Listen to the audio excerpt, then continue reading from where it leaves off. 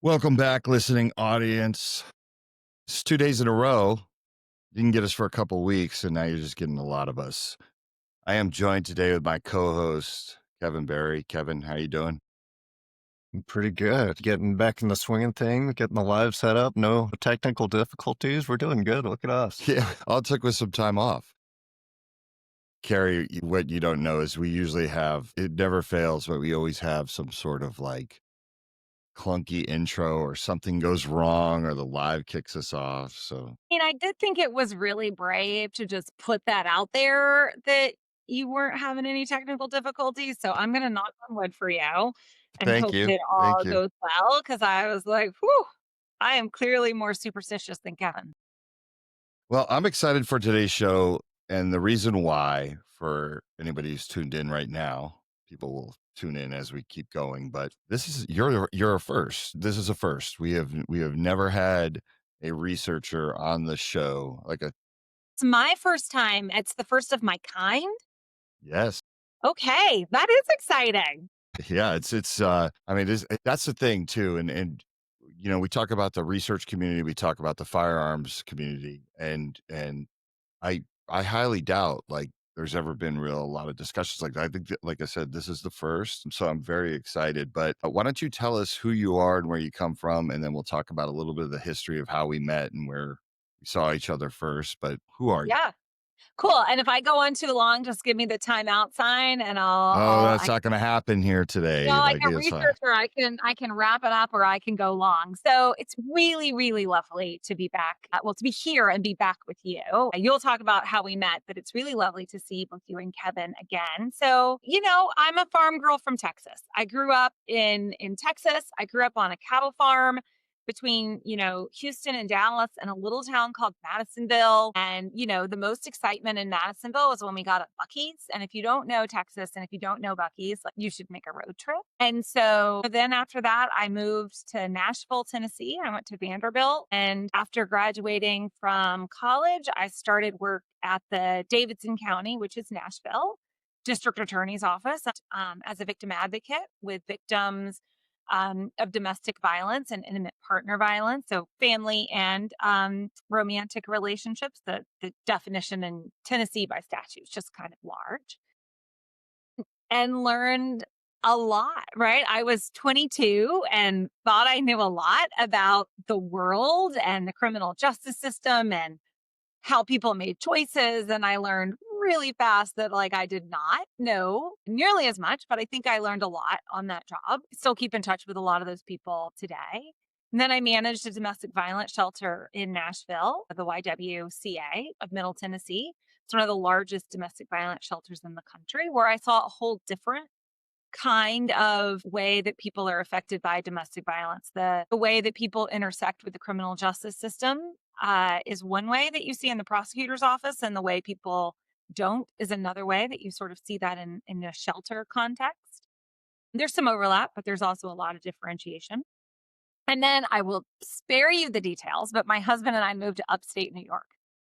Big shift from a girl from, cattle farm in the South heading up to upstate New York, Ithaca to be exact. And long story short, went to grad school and decided to become a researcher. Like, it wasn't planned, it wasn't a thing I was going to do. But a lot of my work and my dissertation was really motivated by my time in the district attorney's office and my time in shelter, really wanting to understand, like, what policies and prevention tactics could work to actually women and kids. Men are also victims of domestic violence, just like far less. So, but think about that broadly and think about how we reduce domestic violence. Because I think as an advocate, there was a lot that we did that we thought worked, right? That we believed in our guts was like the right thing to do, but none of it was supported by research or evidence, and it was all anecdotal. And like the thing about when you're working in the trenches, you see the people you see, but you don't see all the other people, and you don't know who policy and practices are working for, like, on average, on a global scale, or in this case, county or state or national. Pick your added up scale. But, like, I really wanted to go learn that and figure out, like, how we reduce domestic violence. It turns out a good amount of domestic violence, especially domestic violence, homicide, is perpetrated by firearms. And firearms increase the risk that an incident within a home can become deadly. Women that suffer from domestic violence are also at an increased risk of dying by suicide. And so that's kind of how I came into the firearm world. Like, it wasn't like was like, I want to research firearm injury and how we reduce firearm injury. That's certainly like where I am now. But I came at it from a very different perspective, and as someone who understands what it's like to work on the front lines and just want to know what works, right? I don't care where the idea comes from. I don't care who started it. I don't care how we figured it out. I do care that we are doing the things that reduce injury, reduce trauma, help kids be kids, and save lives. And so that's, then I graduated from grad school, went to the University of Connecticut, where I was for about 12 years. I started in 2013, and I just moved in August over to the Yale School of Public Health, working with their firearm injury prevention initiative. It's quite a mouthful, but working with that team sort of expand our work, expand our reach, meet folks like you, Mike and Kevin, and, really see how we can create some answers together. What my experience has taught me is we create answers together, and we don't do a lot in our own separate corners. So that's me. Right. So, and now you're senior research scientist. Like, that Yes, is the I'm a official title. senior Okay. research scientist, the SRS. It's the same forwards as it is backwards with the letters. That's my title at the Yale School of Public Health, and I'm super, super lucky to be here. No, that's awesome. And I know you work and you're friends with Megan Rainey, who's a friend Yep. of Walk the Talk America's. So Yep. I just yeah. texted her before I came on, in fact. So yeah. Yeah, see, and that's the thing. I think because for so long, the firearms community in the industry has always looked at research as this negative thing that's going to be used against us. And I sort of feel like there's a lot of researchers out there that, I guess the best way to put it is, don't know what they don't know. Right. And for years, because of that divide, because of the whole narrative, we haven't really worked together on things. And it's kind of actually like the first time I think we may have met briefly is when I was invited by the research community to come speak and be on a panel at the firearms harm reduction conference that was in Seattle. Right. So, like, that's the first time we kind of crossed paths. But I got to know you a little bit better recently when we both were speaking at Rutgers, right? Yeah, which was really cool, quite a cool experience. We sat together at a table by ourselves, and kind of got to. Sit by myself, and I was like, Mike, don't make me sit by myself. You look very friendly. I actually didn't even remember who you were. That we had met in Seattle once you told me. I was like, oh, we met in Seattle. But I was like, come join me at my table. And you did.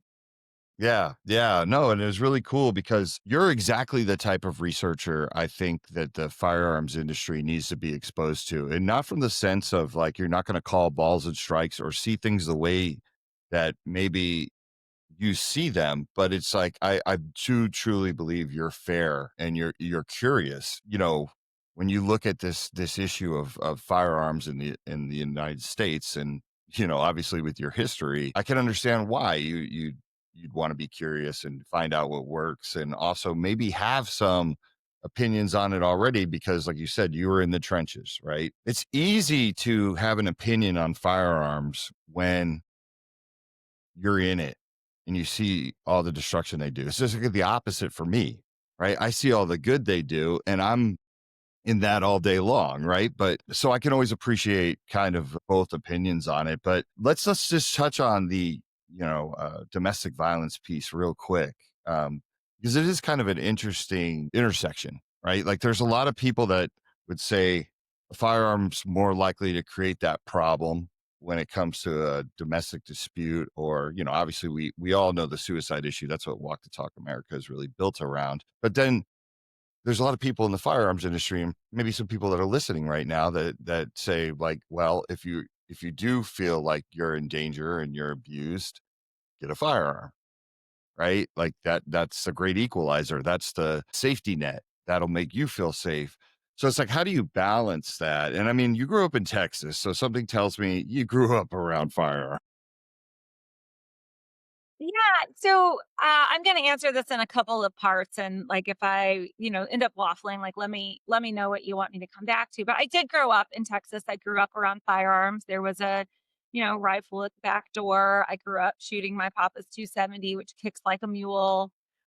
We had a revolver, and my grandparents' version of secure storage was to, not put a bullet in the first chamber. So like you got a do over, right? Like that was what I grew up in. Grew up around firearms, comfortable around firearms, see the good that they do, to use your words, right? Like grew up in a hunting family at the time in my childhood. The main reason people owned firearms in this country was for hunting. It's shifted now to self defense, but that wasn't the leading cause, in the 70s and the 80s.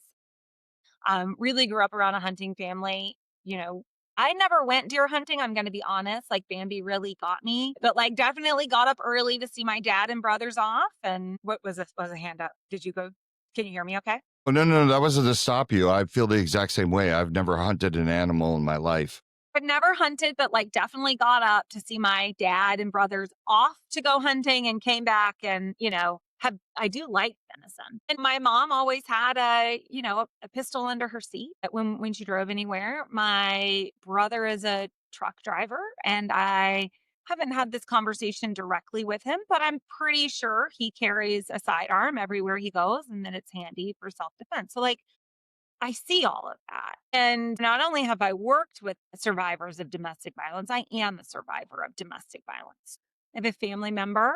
It's not an intimate partner relationship, it's a family member, has a lot of mental health issues, and has kind of decided that I'm the reason for all of his troubles, and has a firearm. And he lives in Texas and has, I fully believe that if he ever saw me, he would kill me. And he, is a former Marine. He went to military school. He was a Golden Gloves boxer. Firearm or no firearm, like I have no doubt that he could pull off that plan. And so, what I also know is true is that when I worked with Texas law enforcement, some Texas law enforcement have been really great at enforcing the laws in Texas designed to protect domestic violence survivors, in that enforcing an order of protection, ensuring that folks convicted of domestic violence, and he is convicted of domestic violence, don't have firearms. Some law enforcement are really great, but I've definitely had trouble with some law enforcement enforcing those laws. And so, knowing what I know, on certain trips to my home state, depending on where I am, I've carried a firearm. It's legal to do in Texas. And I've done that. What I also know, and so I get it. Like when people say I want to carry a firearm and they're domestic violence survivors or living in the thick of that, I get it. But I also really, really hate it. For me, I wish I didn't have to carry a firearm to feel safe. Like, I think it should be a choice if you want to carry a firearm. I think there should be I think the evidence shows us that like permitless carry has some unintended consequences, and we need to do more on firearm safety and permitting and things like that. We can talk about that if you want. I think that's Sure. like important part of the research that we know. But I wish that instead of me having to carry a firearm, law enforcement would do a better job of enforcing the laws that we have on the books so that I don't have to feel unsafe. Like, I guess what I sometimes really dislike about our firearms discourse is when people say the main reason people carry a firearm is for self-defense. And I guess my question is that a world we want to live in? Or do we want to live in a world where we just feel safe and we can, better enforce our laws, better figure out who can and who should not have a firearm on their person at any given time? And I guess like that's a conversation I feel like we need to have more. I don't know the answers. I want to be really clear. Like, I'm not saying I know the answers. I have my own beliefs, but that doesn't make them the answers. But I wish we could have that dialogue more honestly and openly, as opposed to saying the main reason people carry a firearm is for self-defense and they should be able to do that. I think Right. that's like, it doesn't feel like a satisfying conversation or argument to me. And I wish we could be more open about whether or not that's the society we want to live in, that we want our kids to live in, that we want our parents to live in. Because also, even law enforcement officers that are trained to carry firearms aren't always accurate with firearms. And so I sort of assume, and maybe this is a bad assumption, but I assume that law enforcement officers, probably have more training than the general public. Surely there is one of your office, one of your listeners that like it's Maybe. probably more trained than most law enforcement officers. Yeah. I am not saying that it doesn't happen. I'm just talking on averages. That's what researchers do. We tend to talk on averages. So surely there is an exception to that rule, Mike and others. But like, I don't think I am. I don't think I am above average. And I think a question for us is like, just because I can carry a firearm, are we better off as a society with me doing it? Or are we better off thinking about this domestic abuser that's out there that has a gun illegally and is threatening this person? We should probably do more to ensure that he's not a threat to all of us. Because the other thing about domestic violence is not only is he a threat to me, I guarantee you he's a threat to the public at large, right? And A that's a 100%. 100%. And just I wanna circle back to that in 1 second, but I just wanna tell you a funny story about, uh we could use some levity. Let's go. Tell yeah, me a my my friend who's a cop in Boston, been a cop forever. This is so, like, one day we're driving, and I said, "Matt, how often do you train with your firearm?" And he goes, "What are you talking about?" I go, "How often do you train with it? Like, how many courses do you take?" And he goes, I train with it once a year when I qualify." I go, "Really?" He goes, "Yeah, man. I got to pay for all that stuff myself." He goes, "I got 2 kids in college." I yeah. go, I yeah." And I thought about it, and I was like, "Man, we have like bestowed upon a lot of first responders and military people that they're like these trained professionals with firearms." And literally, I can introduce you to the old lady accountant down the street that's taken more actual training courses than the average person. So it's really funny how people.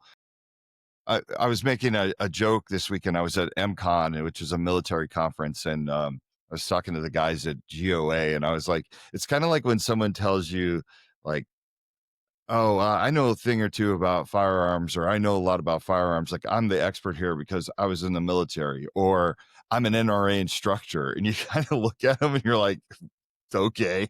You know what I mean? And it's like, and that becomes like the bigger question. And I don't want to go down this rabbit hole yet, right? We can go there, but I just think it's funny. It's just like, you're like, yeah, the police officers, they're not always accurate. Well, there's a reason why.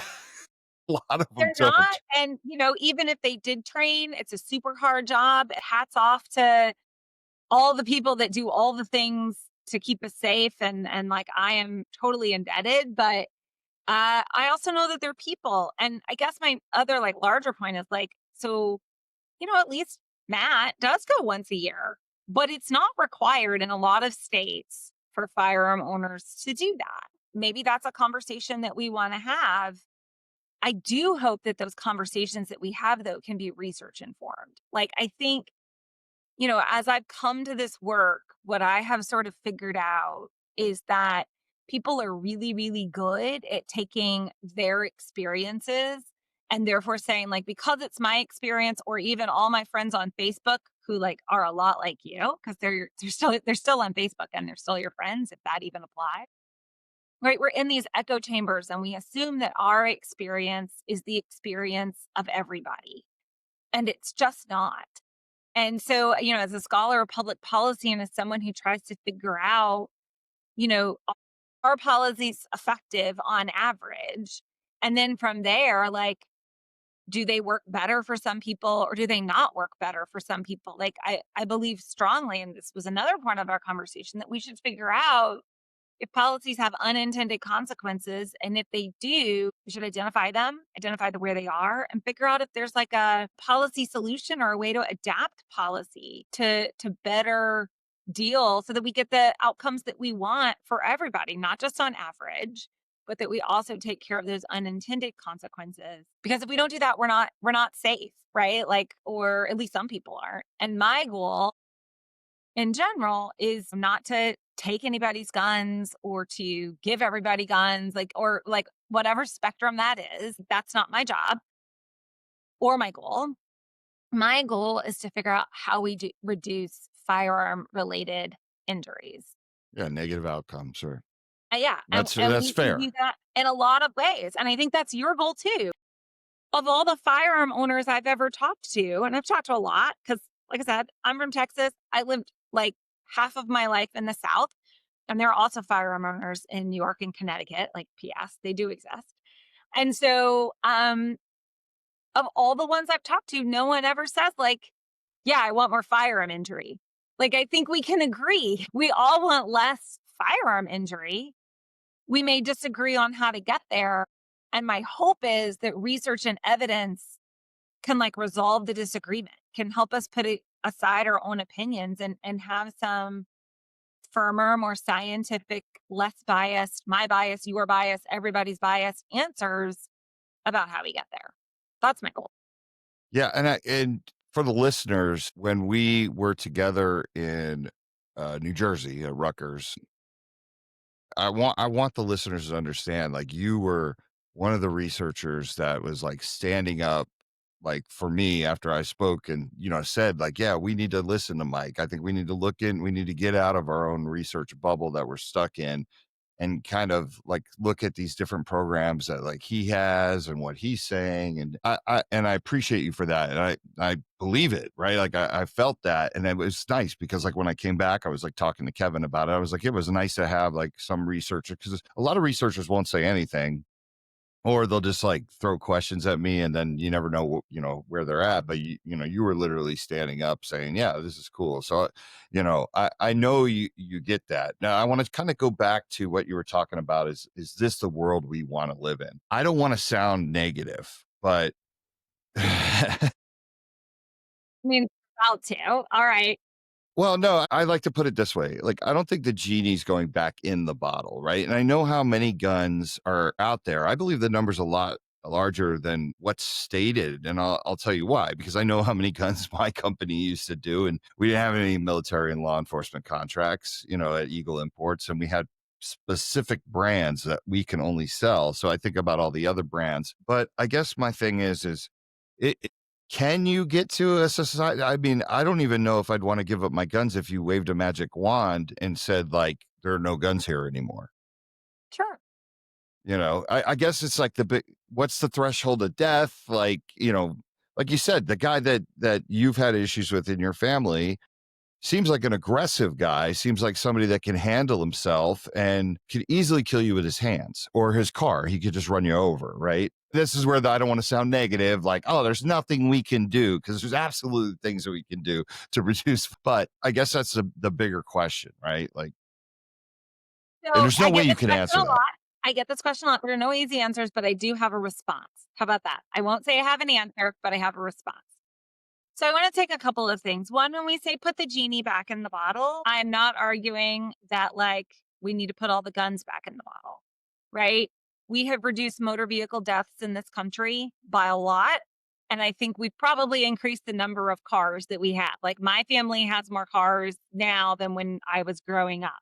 So I think we probably have more cars. I don't know that for a fact, but we have a lot of cars, and no one reduce motor vehicle deaths by getting rid of cars. That was never the conversation. We reduced drowning deaths. No one did that by getting rid of pools, lakes, rivers, or oceans, right? And so when we talk about firearm injury prevention, it may mean, restricting gun access from people who, as a public and society, we think don't need to have them. Some of your listeners may think there is no reason that anybody should never have a firearm. I respect that opinion. I think that's probably not going to be our law, though, in the country. And hopefully we're all a bunch of law abiding citizens at the end of the day. But we should have a public conversation on what that looks like. But most Americans do actually agree that certain people that are a danger to themselves or others should not have firearms. A point of disagreement is like, for how long should they not have firearms? So we can like come back to that. But right, like, we do have some agreement on that. And then if we look at the, firearm injury and a death rate, let's just go with the death rate in the United States, like, it's far greater than any other developed country. And you've heard that stat, right? You know that. There are roughly 46,000, in 2023. You know that's up, you know all that. What I also want your listeners to know, though, is even within the United States, there's a huge amount of variation, right? So Massachusetts actually has firearm injury death rates that approach Europe. Mississippi and Wyoming, that is not true, right? We all have the same constitution. We have different state laws for sure, but we all have the same constitution. We all live in the same gun market. We all still have this basic Second Amendment right. And yet, even within our states, our United States, there's a huge amount of variation in what our firearm injury and death rates look like. And so I think we can actually spend some time learning from ourselves, right?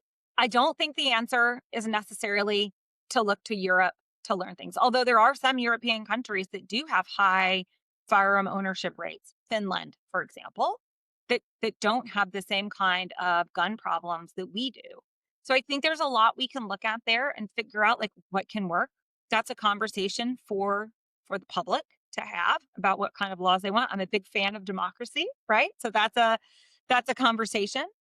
The other thing though that I think is really important to underscore is that one of the reasons we choose to use a firearm for self-defense is because they're actually really good at killing people. Cars, our hands, knives, etc., less good, less accurate. They have lower fatality rates. But a firearm, when you are hit with a bullet from a firearm, your chance of dying is higher, right? When a person, relevant to your show, Walk the Talk America, when a person chooses a firearm as their means of suicide, their case fatality rate is upwards of 90. It is the most lethal form of sort of method that a person can choose. So, like, this is the way I put that, because I don't believe it's the most lethal. I think the most lethal is standing in front of a train. But I think it's the most effective where convenient. Yeah, I think that's a great way. Thank you for that reframe. And right, like some people yes, there are certainly other lethal ways. I mean, that we commonly see in the ER and that are common. So yes, I totally appreciate your reframe and I will work on adopting that language. I think You that's could steal that from me. I will. Where But I'm also gonna convenience cite meets you. effectiveness. Yeah, I'm also going to cite you. So, but when we say like this person would just sort of pick another way if it weren't a firearm, that's just not true. Because when they do, they often live, right? So, for example, women actually attempt suicide far more than men do, but they choose far less effective means of that. Means where there can be intervention, overdose, for example, they may be found in time and they can go to the ER and there's a form of intervention that can be effective in saving their lives. Thank goodness, right? And so they live though. And then we can get them treatment and we can get them intervention. If a person chooses a firearm, that's just a whole lot less likely. And the final point, and I see your hand, I see Kevin has his hand. The final point I'll sort of say on this is as part of my dissertation, I wrote a paper that evaluated the Gun Control Act of 1996, which is the provision that says if you've been convicted of a domestic violence misdemeanor, you can no longer have a firearm. There's a ton of loopholes with that law, but even with that, we saw a 17% reduction in female intimate partners dying from firearms. So fewer dead wives, fewer dead ex-wives. We didn't see the same happening with men. We saw no increase in non-gun homicides. So there was not a substitution effect, right? If an abuser didn't have access to a firearm, they did not carry off a homicide with a non-firearm. I don't know if there was an assault, if there was an attempt. That I don't know. That's not in the data. What I can tell you is we saw a decline in firearm deaths and no corresponding increase in non-firearm deaths. Other papers have found the same thing when we restrict firearm access. And so I think this is just really important to keep in mind. The whole reason that we prefer guns is because they're good at what they do. And another thing may not be as easily substitutable into that equation. And that's why That's why people prefer firearms. That's why I carry one when I go to Texas and I feel unsafe, because it's good at what it does. It's better than anything else. And part of that is it has a higher lethality than other things. Right. Okay. So I appreciate you letting me waffle. Kevin, I see your hand. Mike, I don't know if you have a thing you're going to jump in on, but that's just what I I think. will, but we'll let Kevin go. All right, Kevin's Kev, what you got? Kevin's a quiet guy, but then when he goes, he goes. So It's when like he's got Jay his and hand Silent up, Bob. here we go. All right. I think majority, maybe not majority, but a lot of gun owners would feel that someone that shouldn't have firearms would be great to keep firearms out of that individual's hands. They might harm themselves, harm others, but there's a lot of gray area in that space of who decides to draw that line. How is it enforced? How does someone get their firearms back if something is set in place to where that seems like a topic there's a lot of debate and maybe not an easy opportunity to get to improvement right away, but there does seem to be an opportunity to improve maybe the perspectives of research. I know in other conversations with you, you have a lot of good ideas of different ways to do that, but it seems like the research of nuanced solutions or other things could catch up and in a couple of years give a lot more maybe well-rounded insights to this issue where maybe traditionally some gun owners feel like it's researchers that have an agenda or it's only negative statistics. So do you feel the same way or am I a little off there?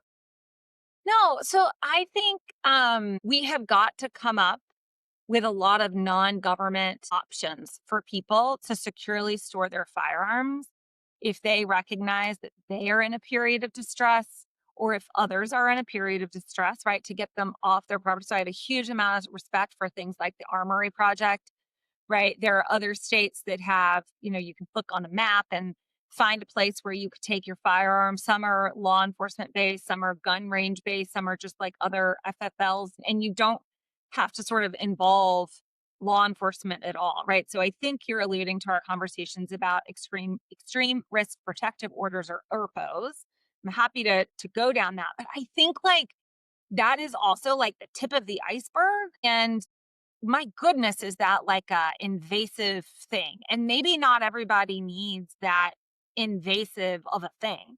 And maybe we just need a lot of options before we get there. And, I think ERPOs, this is a point where Mike and I, and maybe you, Kevin, I don't know, you can tell us, have some disagreement. Like, I actually think ERPOs are a promising tool. I think we need to do some things to fix them around the edges. I think we have a good amount of research, some is my own, that people are really concerned, both gun owners and non-gun owners, about constitutional rights and how those policies may infringe on those. So we really need to like think about, are we doing this in a good way that is like cohesive with all of our values? I think many states do a good job. So I want to put that out there. But like, I think we need to like hear the concerns of firearm owners, because at the end of the day, in order for an ERPO, red flag law, whatever you want to call them, to sort of be initiated, someone has to feel comfortable enough in that process to initiate it. And it could be a family member, it could be a family member going to law enforcement.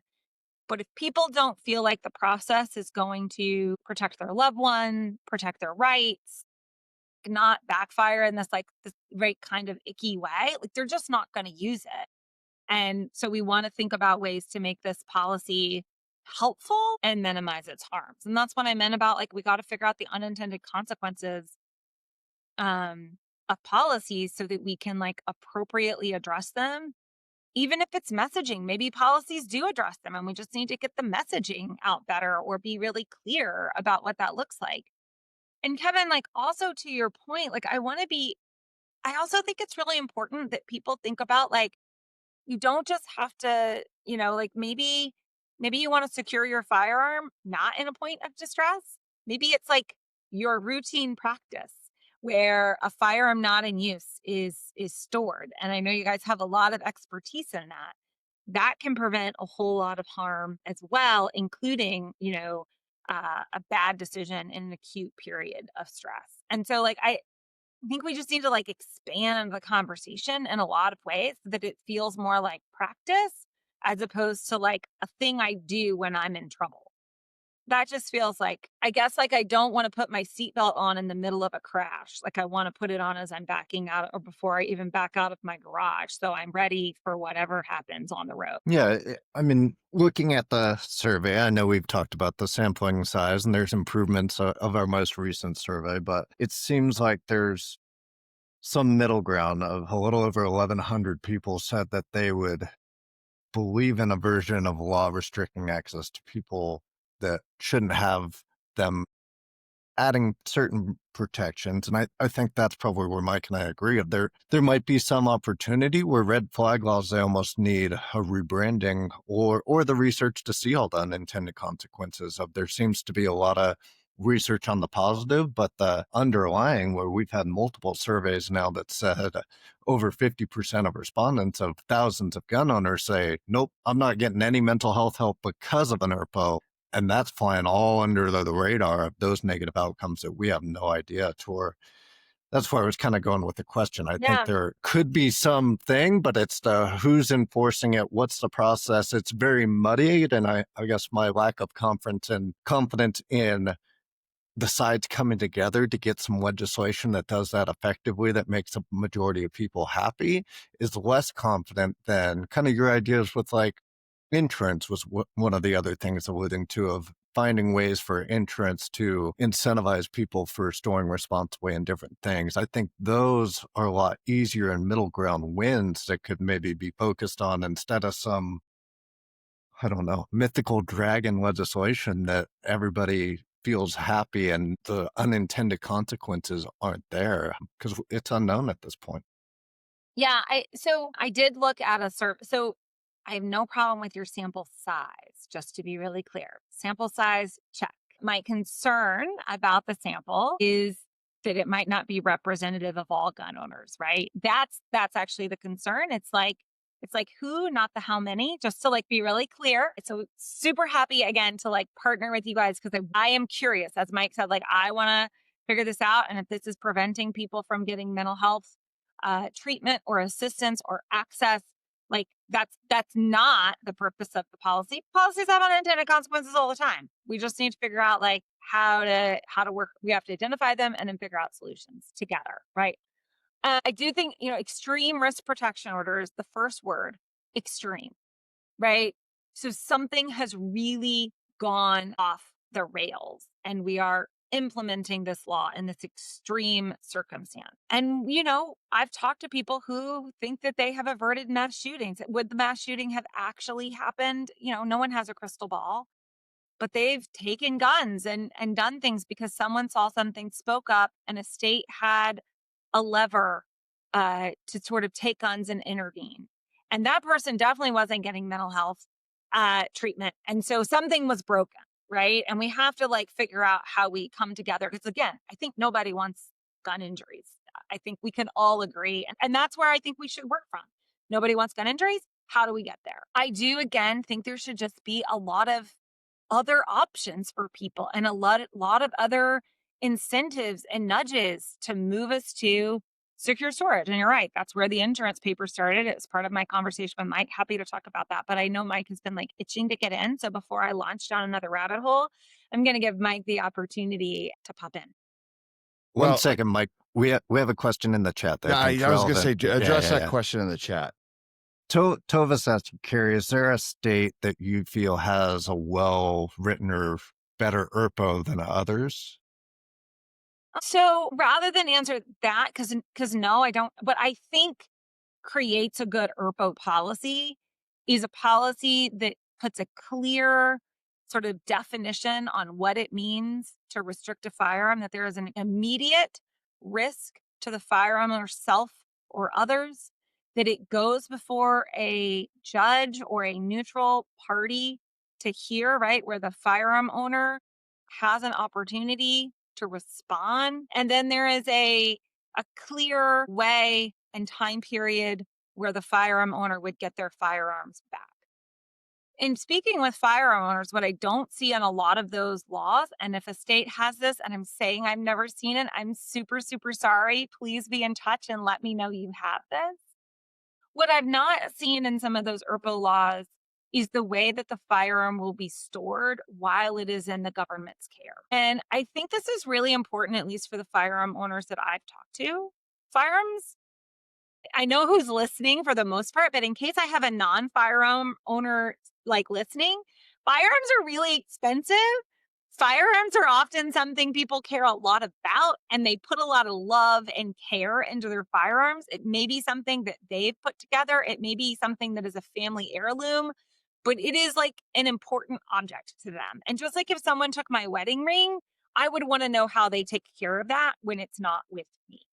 And I don't think a lot of IRPA laws talk about how the firearm will be cared for, where it will be. I think a lot of people sort of like have images of it getting like stuffed in a locker, and they're worried that they're not going to get their firearm back in the condition in which it was taken. And so I think like those kinds of things need to be incorporated, at least based on the firearm owners I've talked to. I'd be really interested if you're hearing the same thing. And then the other thing I think is important in these laws is like most states take firearms for a year after the hearing with the judge. They go into custody for a year. But I think there needs to be like a clear process. And as someone who has worked in the criminal justice system, I'm going to say clear and easy because most are not both of those things. But a clear and easy process by which you could demonstrate that you are now able to take back your firearms in a safe manner, both safe to yourself and safe to others. I don't see those elements in a lot of IRPA laws, and I think it would really behoove us to think about how we incorporate them. Yeah, I agree. I always say, like, if you can't have your guns, you shouldn't have your car. I mean, honestly, I'm more on the lines of if you need to be red flagged, you need to be taking off the street.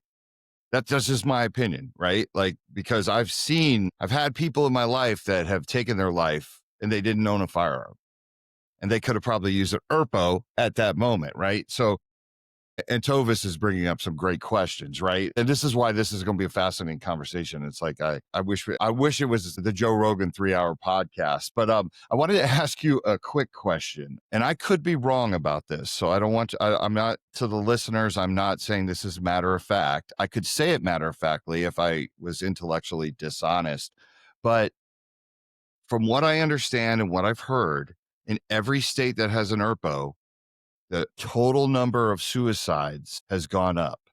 Maybe the gun suicide has gone down. And back to your original point, and we all agree time and space, we're all on the same page there, though. Is that what you found true? And if so, then what are we doing? Like, what is the goal? Like, are we celebrating that we got firearm suicide to go down, but overall suicide went up? Because I would fire somebody that celebrated that. Like, I'd be like, you're fired. So what are your thoughts on that, Kerri? And you may not have the answer now. This may be one of those I got to circle back type things. But Yeah, so I'm what are your certainly going to thoughts? circle back. I haven't heard that, but I will circle back. Okay. I agree with you. So I started this by saying I want to reduce firearm injury. Really, I want to reduce injury and death. And so you're exactly right. Like, and this is why in my paper I looked like, does firearm deaths go down, but a different death like go up? Because the language I use in my paper is that would frustrate the intent of the policy. Like, no, we want less dead, injured, and traumatized people. Like, firearms just tend to be like the most common way that some of these are being achieved among certain groups, right? Not among all Hmm. groups, but among certain groups. And so 100% agree with that. I will absolutely circle back. Don't, I haven't heard that. And I'm just going to like hold on saying like my immediate inclination, because I want to, be true to the researcher side of what of my hat here. But I will get back to That's you. why I preference that way. That's I why, love you know what I mean? that. Because I could be wrong too. That's honestly the fun thing about my job. Like people are like, oh my gosh, how can you study firearms? I firearms, domestic violence, and child maltreatment. Those are my areas of study. Like they're pretty depressing. And if you go to a like cocktail hour or something, but what I do like about it, one, is the idea that I think we can find ways to make progress at this overall goal, and that's super satisfying. The other thing is, as you kind of pointed out, like it's like an intellectually curious way to like live your life. Like, okay, this happens, then this happens, then this happens. Because people respond to incentives and people respond like humans are really hard to figure out. It's why we have unintended consequences of policies, right? And that I find like intellectually fascinating. I wish humans were easier to like figure out. Like I do a policy, you're going to do a thing, and like Bob's your uncle, we're all done here. That's seldom the case, but I will circle back promptly. Okay, yeah, because it just like I said, it just seems like we shouldn't be celebrating and Walk the Talk America is always going to do their best to reduce all negative outcomes of firearms. So to me, like, someone could turn around and say, "Well, why are you celebrating because guns good?" I'm like, "That's what I specialize in," right? Like, and that might be the answer. Kevin, you have a comment? I don't know if you know the answer to this, Kerri, but why are so many universities now, maybe I'm wrong, but it's seeming like more and more universities are creating these firearm research, Mm. whatever, groups that when we first started in 2020, I don't think there was so many. And now it's ASU, Wyoming, like all of them seem to have this branch of research. Is this new? Am I right? And what was the kind of motivation? What prompted that? Yeah, so I think I know the answer. And that is prior to 2020, there was actually a federal moratorium on federal research for firearm injury. Congress actually passed a law that said no federal dollars could go towards the research of firearm injury prevention. And so for a long time, there just was not federal support or federal dollars to do this work. And research costs money, right? Like, I don't make a lot. I want to be clear, like, I'm not in this for the money, but it does, in fact, cost money to do. And so, actually, in 2020 was the first year that the CDC opened grants and the federal government opened. They allowed about $25 million, I think, in year one, and then in 25 in year two. The number is 50 million. I could have my numbers of years that they split this like incorrect, but for the first time in 2020, federal dollars were appropriated to the study of firearm injury prevention. And when that happened, universities who had long had an interest in this were finally able to sort of actually do this interest because it could be funded. And so you have seen an increase, an uptick in firearm injury prevention work. The conference that Mike's, is a post 2020 conference for that reason. But a lot of people were doing this work before. They were just doing it broadly under sort of injury prevention, and firearms obviously play a key role in various injuries. But we were looking at injuries broadly, and I think we should look at injuries broadly because, to Mike's point, we don't want anybody to die. Like I'm not looking for like to make trades here. We want to bring our injury rate down and our life expectancy up, right? Like we want to live longer, fuller lives. That's really the goal here. That I think that's largely why. And other foundations also who were here before, but had sort of increased their giving to sort of leverage the fact that federal dollars were also available. And so, we'll see what happens in the current administration. I definitely don't want to make this political, but like some of that funding is a little bit in jeopardy. So my guess is you're going to see a pulling back of that research. That's my hunch. Not because we've solved the problem, it's gone away, people aren't interested. But as you know, you can only do what's funded.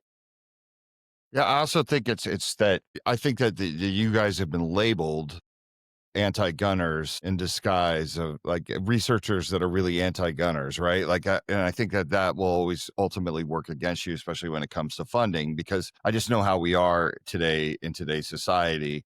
It's like we've made our minds up about something, and that's why I think we need to keep beating the drum of not all research is going to be for negatives. Like, let's find some positive stuff, or let's research some negative outcomes of what we thought worked, right? And I know you get that. I'm preaching to the choir. Would you like me to sing? Shall I? No, but so like there's these little things that, and keep in mind, I probably have no business being where I am today. Like I'm just like a simple Just guy a from New farm girl from Jersey. Texas. Like we all Right, like. like, but, I call them, like, the things that make you go home. Like, remember that song? Things that make you go home. So I was talking to, this guy, Chris from Everytown, this weekend because his booth was across from mine and at the at the military conference, right? It was really, really interesting, but it's kind of fun. We were having some really good civil discourse, but he would say these certain things and then he wouldn't be able to answer them when I'd ask, like, a follow-up question. It's kinda weird how you can almost take one Jenga piece out with a question, and the whole thing collapses. And one of his points was like he lives in Hawaii. And he's like, yeah. I said, how much gun violence do you have there? He's like, not much because we don't have any. We're islands and guns are restricted. And he's like, not like Chicago, which has like restrictive gun laws, but suffers because of Indiana. And I literally asked him, I'm like, why doesn't Indiana's cities have the same gun violence as Chicago or Ohio's cities? Because they border. Indiana is Indiana, but like Ohio borders Indiana and they don't have the violence that Chicago's. Have you ever, like in your time running in the circles, has somebody ever been able to answer that? Like, why is it just Chicago that suffers because of the Indiana gun laws, but not the other states around? So I was looking around for a book and I don't have it like handy because I was going to hold it up. So my friend and colleague who is from the Chicago Crime Lab, I just wrote a book. His name is Jens Ledwig, and he wrote a whole book on Chicago's gun problem and epidemic and why it exists.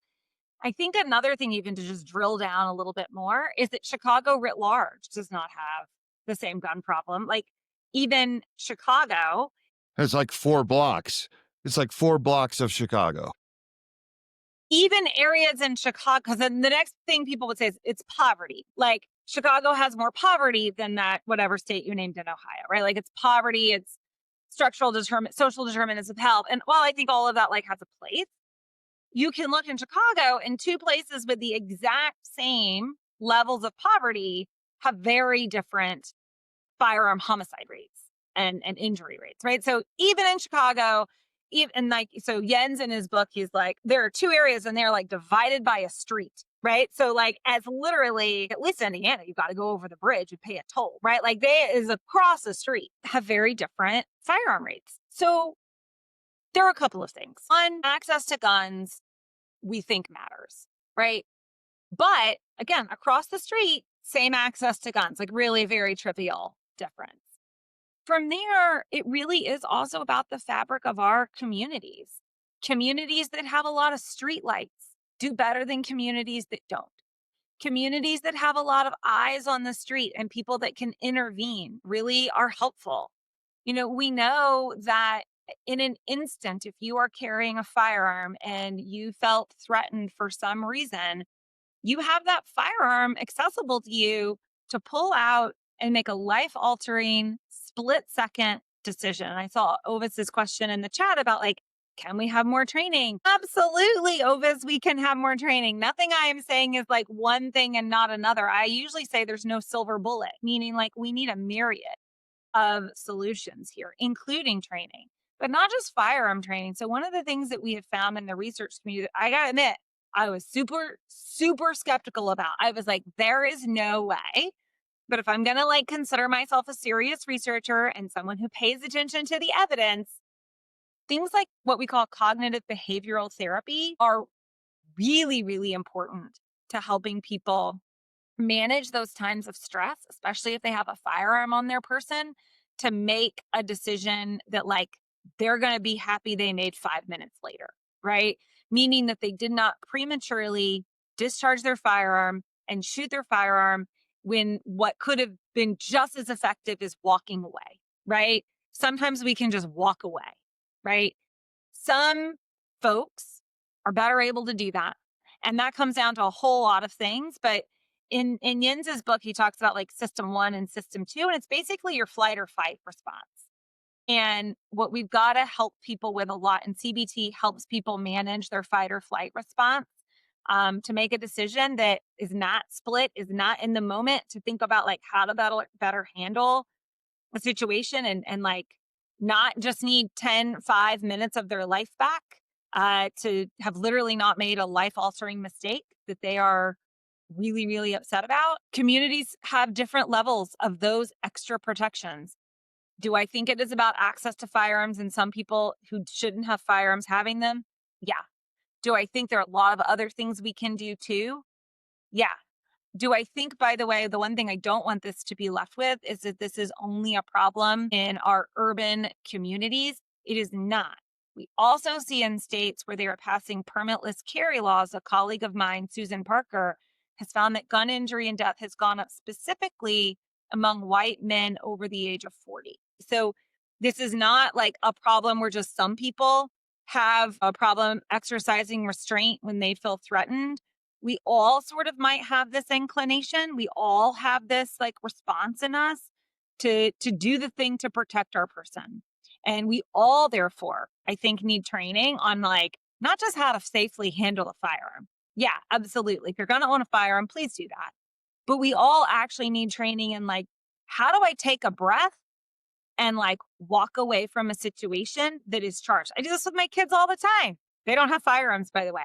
Right. And so, like, it's this thing that, like, firearm or non firearm, we can all, you know, do better. And when we've done CBT and randomized controlled trials, we see huge reductions, huge and lasting reductions in violent crime, criminal justice contact, etc., among the folks that got it relative to the folks who did not. And it's randomly assigned. These are really robust studies. And so, to answer your question, parts of Chicago have more of those protective factors than others. And that makes a huge difference. And parts of Ohio probably have different levels of Chicago. So it's like a myriad, just like there's no silver bullet, there's no silver like push, or if that makes sense. Like, I'm trying to make the opposite and it's not coming out particularly well. I've never done an analogy on the fly, but I think that would be Yeah. my. So you brought up an interesting point about more people carrying, especially states that have constitutional carry, right? Have you ever seen any statistics? 'Cause this is one of the things I asked the guy from every town, Chris, and he didn't have an answer for me because he was kind of going off on constitutional carry. How many people before the states had constitutional carry, and there's some states that don't have constitutional carry, how many people actually go get their CCW, their concealed carry license, right? Like, and actually go out and commit a crime? Do we have any numbers of that? Have you ever seen anything like that? So, no, but what does happen, what we do know happens in states with permitless carry, or, yeah, I don't want to pick on states with permitless carry, though we do see this in states with permitless carry, states that sort of have like laxer gun laws. You just see an uptake in both purchasing and ownership of guns, for sure. That puts more guns in circulation. And whether or not that gun owner is the one committing the crime, we just don't have really great data on that. Kevin, PS, back to 2020, we don't have great data on this, because you really also need your data to be being taken before the permitless carry sort of movement happened. And we don't really have good pre-post data. Just take some time to do data. Data has a lag. What we do see is more guns in circulation. And what we have seen a lot of are increased gun thefts, specifically from cars. Upwards of like 67,000 guns are reported stolen from cars in this country every year. Every year, right? Now, I don't know about you, but I just don't think a person that steals a gun has any like inclination to act like a responsible gun owner with their stolen gun from from a stolen car. And we see that really happening a lot in cities. We're seeing like guns being stolen more in cities and less in rural areas. The gun theft from car rate is actually pretty flat, but we're seeing increase in cities, decrease in rural areas. And so I think like the other thing that's happening is like, and we don't have the data to really tease this out. This is just like from sort of putting some papers together and looking at data on my own and just sort of chatting with people. We do know that permitless carry, when gun dealers open up in places, more guns are sold. We do know that they get more in circulation, and we know permitless carry and states that don't have a secure storage law are particularly vulnerable to gun theft. And we can trace that to an increase in crime. So if I could say one thing to your listeners, it is the most responsible thing that you could do is to secure your firearm when it is not in use. And it's particularly vulnerable parked in your car outside of your house. We're really seeing gun thefts go up in your car parked in your driveway. And so store your gun. You may not be, right? Like law, I hear the whole, I've gone through the training, I've done the thing, I'm a law abiding gun owner, I'm not perpetrating crime. I'm not saying you are. I am saying I would hope that you would take steps not to be a part of the supply chain, right? Not like willingly a part of the supply chain. You've been a victim of crime if someone has stolen your firearm, and I don't want anyone to be a victim. So Just please secure your firearm. just seems like a recipe or a poor formula. There was no funding to kind of have research about a really important topic, and we seem to have inklings and we know pieces of information, but there's just so much unknown. It's almost like shark attacks. We see the very end outcome that's very violent and gets a lot of media attention, but we have no idea how many people are swimming next to a shark every day. But because nothing happened, it's not reported or we have no data on it. It seems similar with firearms of like the average person doesn't know in some states how many people had a concealed firearm on them and nothing happened. Everything was fine. But we see these horrific actions and the end results that are a minority that get so much media attention and other attention and data. But we really don't understand the full picture and how all the variables influence and how to really get our hands around it and make some impact. Yeah. And so we'll have Yeah, to be I, creative. I have a quick comment. I have a quick Yeah. comment. I just wanted to address this, and actually, I want to let you loose in the comment section if you're seeing the live chat, Kerri, because there's And then I'm scared if I press a button, I'll go away and end it all. We can bring them up after Mike addresses whatever you There they want to are. yeah. Now I address. see. We'll Okay. I yeah. just didn't. So Kerri, it just seems like I have my concealed carry license. I remember getting my first concealed carry license in Ohio, and I had to register with the state of Ohio. If I commit a crime with a firearm, that goes on file, and usually that goes right into the NICS, so now I'm a prohibited person. It seems like we could easily get that data. Am I wrong in thinking So that? wrong, my friend. No, there are like a bunch of protections and restrictions on getting, especially sort of state collected firearm data around that. And part of it is distrust of researchers. Part of it is gun owners have long, not wanted to sort of be on a list, regardless of how they got there, right? But That when is you commit a crime, you're on a list, where you're correct? on the list, but they don't necessarily want it given. We can get like Nexus hits, we can get things like that, but it's really, really hard to tie those to people. California has some exceptions that have allowed researchers to sort of connect a good amount of their data. Garen Wintemute in particular has done a lot. And so we have a decent understanding of how some of this works in California. And California is a very large state, has a great sample size, Kevin. But the question is then California representative to the rest of the United States, despite having a lot of people, right? To our previous, conversation about numbers versus representation. So I think it helps us learn a lot. I think we could we've tried to sort of do some data matching in Connecticut, and we've not been able to do it. And Connecticut is a state that has really sort of restrictive gun laws.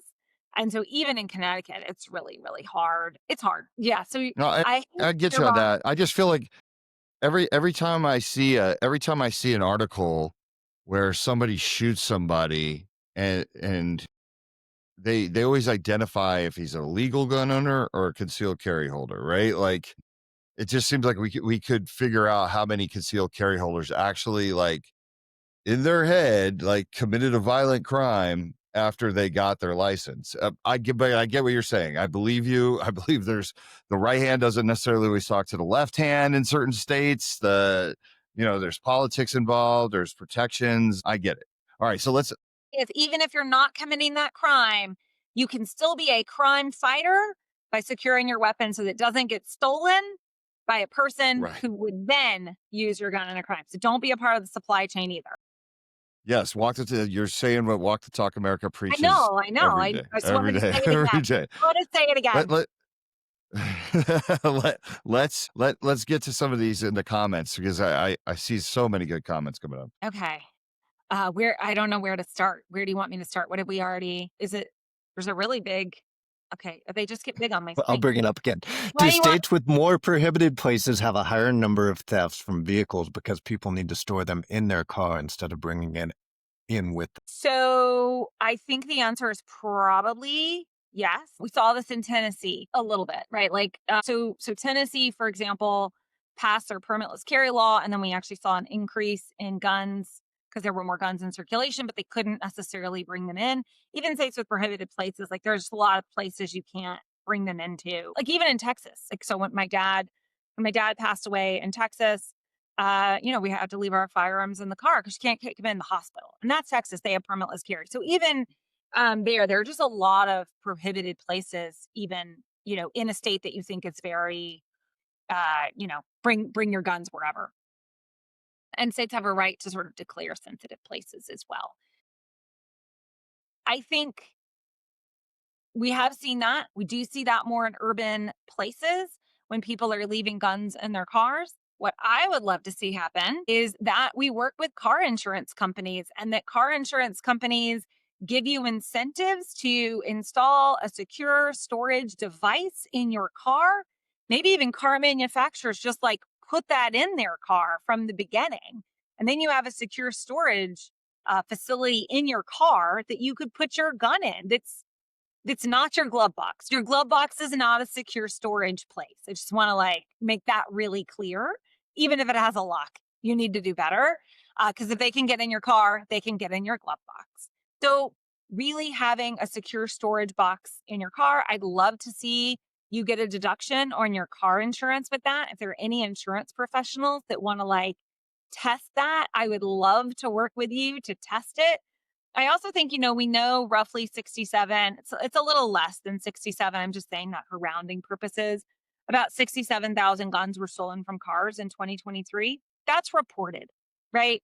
There are a lot of people that probably had their guns stolen, but did not report their gun stolen, maybe because they weren't supposed to have the gun, or maybe they were in a secure storage state and did not want to, declare that they had not properly secured their weapon, right? We can talk about unintended consequences of laws all day long. Underreporting of things is certainly one of them. We do know, however, in states that have secure storage laws, we see fewer gun thefts from cars. Sorry, I had a little brain. I wanted to get that right. So we don't know that that's causal. Correlative things happen all the time. We haven't done that in a causal way. But in states with secure storage laws, fewer guns are stolen. And so one thing we could do is just in the meanwhile, adopt that practice that seems to be protective, even if we're not in a state that requires it. One reason I really like secure storage is my magic wand. If I could do one thing to reduce firearm injury, it would be secure storage. Why? Because it's protective across so many different domains. I just think it's a thing that and you can do it with or without a law. No law requires you. Well, in some states it does, but in states like Texas, it's not required. In states like Missouri, it's not required. You can still voluntarily protect Yeah, yeah. yourself. You're talking transfer laws for the listeners. Certain states have transfer laws. Like in Nevada, I fight that all the time because it's if you come over to my house and take the gun out of the house, we've just both committed a crime. I think those are the things we need to work on too. It's a lot of people don't think of that. They think Mike's only going to hand his gun to his neighbor who he likes, who's in a domestic dispute, or some sort of fight. They don't think of the whole thing. So I totally get what you're saying. Yeah. What else we got in the How are we doing on time for you?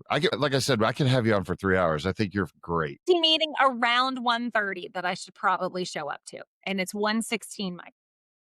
Okay, so we got a couple more minutes. Kevin, is there anything we'll have you back on?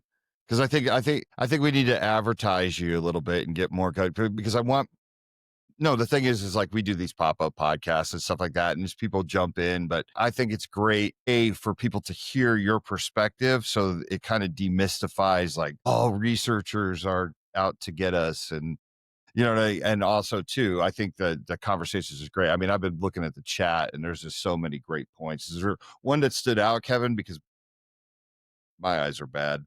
I have to lean into the monitor. Exactly. No, I didn't see one. Did you see one we wanted to highlight? I thought maybe Kerri highlighting some of the things. I know one question asked, is that paper on insurance, is that public or is that still being worked on and being released later? Or No, it's public. I can I'll send it to you and you can put it wherever. It's currently on the Niskanen website. I'm a senior felon at the Niskanen Center in Washington, D.C. And so they have published the white paper and that's where it is. So no, it's public and it's out. My guess is your listeners will agree with some things and not others, but that's great. It's like we did, but at least we got the opportunity to have a open kind of conversation back and forth and perspectives on it. But is there anything else you kind of want to highlight, Kerri, about your work with kind of nuanced, maybe research, if that's the right term, coming up in the upcoming research conference? Yeah, so I am presenting a workshop on with a group from Yale. Megan is our moderator, Mike, on the importance of storytelling in research and sort of incorporating people's stories. Like what I think is really important to remember is that, you know, over 45,000 people died in the United States in 2023 as a result of a bullet entering their body, however you want to like frame that. But each of those folks was a person and had a story. One of my favorite homicide detectives from LA, whenever he would work a homicide crime, he would say, "That's somebody's baby." Right. And I think that's just really important to remember the stories. I think it's really important to hear diverse perspectives of the law is working and the law is not working. When I would sit with victims of domestic violence and I would say, as a result of this conviction, the abuser can no longer have a firearm, like without fail. Like we would have multiple convictions in any given day. One victim would say, "Great, I feel much safer." And another victim would say, "Kerri, if the abuser is going to kill me, they're going to kill me." Right. And so those stories are really important to figuring out what the right research questions are. And it's why I'm so excited to be here to interface with your audience. I can't read all the chat, but if I could get them all, like I would love to go through them and read them because those are their stories and those are their questions. And we owe them research. We owe gun owners and non-gun owners research on this topic because both are at risk of firearm harm or something else to our, previous conversation about things shifting around.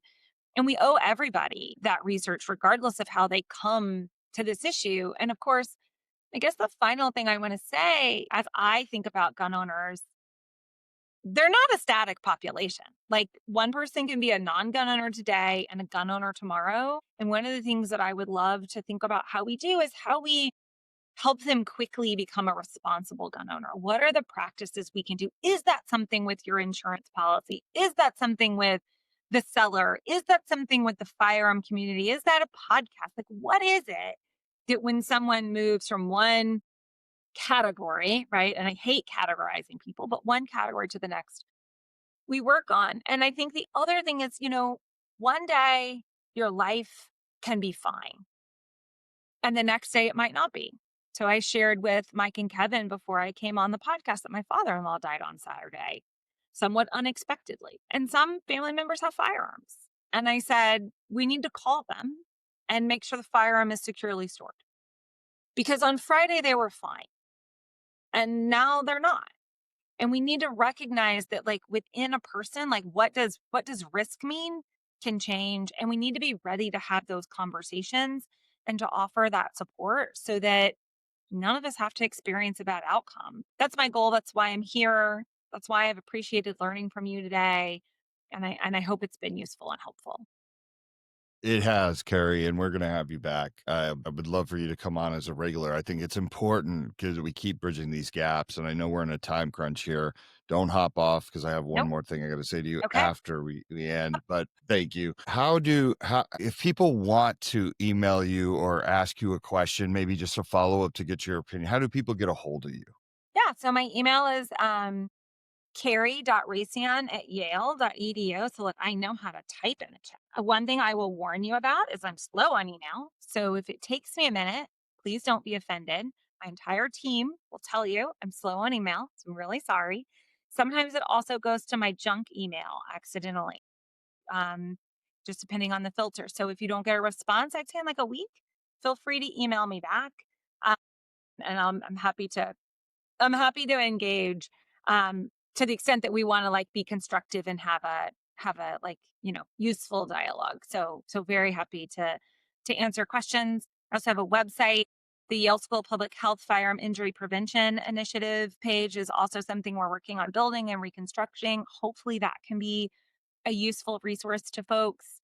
And we'd also love your feedback on what would be useful to you, because we don't want, we call it FIPI, Firearm Injury Prevention Initiative. We don't want the FIPI website to be like just the thing where researchers are talking to research. Our motto is linking science with society. And that's all of you. That's us. That's everybody. And so if that page is not doing its job, we definitely want to hear about it and know ways that we can do that with honest research. Oh, that's awesome. And like I said, you'll be back on. She'll be back on, folks. So like, if it's not a burning question, let's not flutter box, but we can prepare the questions ahead of time, and we'll get you a copy of that chat, Kevin. That's possible, correct? Kevin's, oh, you could do anything, man. You gotta understand, Kerri. Kevin is my brains. So We can, we can. You challenged me, I delivered. We got it. okay, exactly. Okay, well, we want to thank the listening audience, Kerri, you especially. Thank you for coming on and actually like stepping up. And you're exactly who I knew you were going to be coming on here. And I knew we were going to have this great conversation. And I have people texting me how awesome you are. Thanks. Yeah, I've had that. Yeah, and people in the chat, I think, love the conversation. Look forward to doing it again. Until next time, folks. Walk the Talk America. We thank you. We love you. We want to thank all of our sponsors that make this possible. The Rugers, the Arms Corps, NASGW, like everybody that is the Lipsies, everybody that is from the firearms industry that is invested in us and saving lives. Until next time, folks, we wish you better mental wellness. Thank you.